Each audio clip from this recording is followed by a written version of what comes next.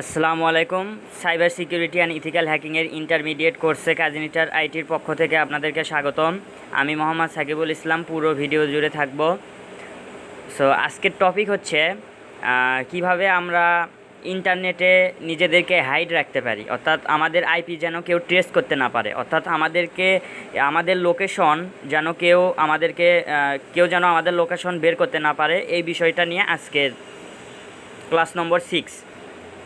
So আপনারা জানেন যে আমার কাজি নিশাত আইটিতে বেসিক কোর্স শেষ করে আমি ইন্টারমিডিয়েট কোর্সটার ষষ্ঠ পর্বে চলে এলাম। সো এর আগের ভিডিওগুলো না দেখে থাকলে দেখে নেবেন। পুরো ইন্টারমিডিয়েট কোর্স জুড়ে আমি থাকবো, মোহাম্মদ সাকিবুল ইসলাম।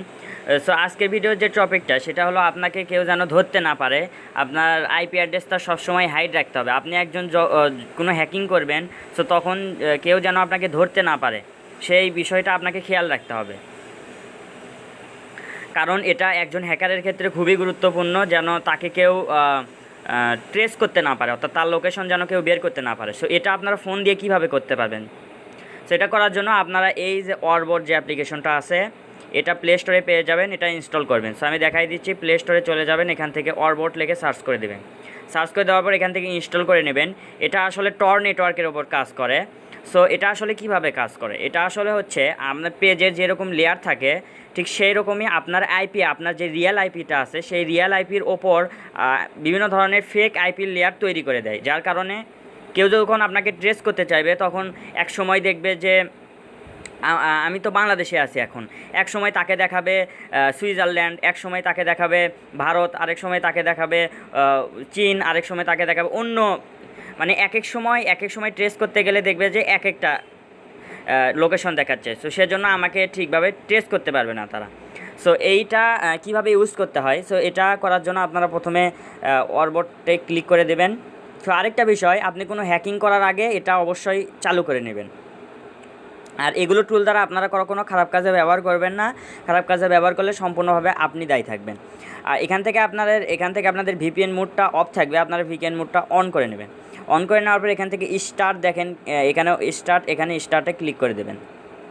সো এখান থেকে দেখেন স্টার্ট হয়ে গেছে। এখান থেকে এই যে অরবোর্ডটা, এটা কিন্তু স্টার্ট হয়ে গেছে এবং এখন আপনাকে কেউ ট্রেস করতে পারবে না। আপনার আইপি অ্যাড্রেসটা সম্পূর্ণভাবে হাইড হয়ে গেছে। দেখেন এখানে কিন্তু অরবোর্ড নেটওয়ার্ক, অর্থাৎ আপনার পেঁয়াজের মতো লেয়ার তৈরি হয়ে গেছে আপনার আইপির উপর। সো আপনি যখন এটা বন্ধ করবেন, এটা বন্ধ করার জন্য জাস্ট এখানে স্টপে ক্লিক করতে হবে। কিন্তু আপনি যখন হ্যাকিং করবেন তখন এটা অবশ্যই স্টার্ট রাখতে হবে। সো আজকের মতো এই পর্যন্তই। আজকের বিষয় হলো জাস্ট খালি কীভাবে আপনি নিজেকে হাইড রাখতে পারবেন। আপনি অরবোর্ডের সাথে আরেকটা ভিপিএন ইউজ করতে পারেন, তাহলে আপনার নেটওয়ার্কটা আরও একটু সিকিউর হবে। আর বিষয়টা হলো আপনি অরবোর্ড দিয়ে ডার্ক ওয়েবেও অ্যাক্সেস করতে পারবেন। আজকের মতো এই পর্যন্তই। Kazi Nishat IT channel subscribe করে রাখবেন। আজকের মতো এই পর্যন্তই। আসসালামু আলাইকুম।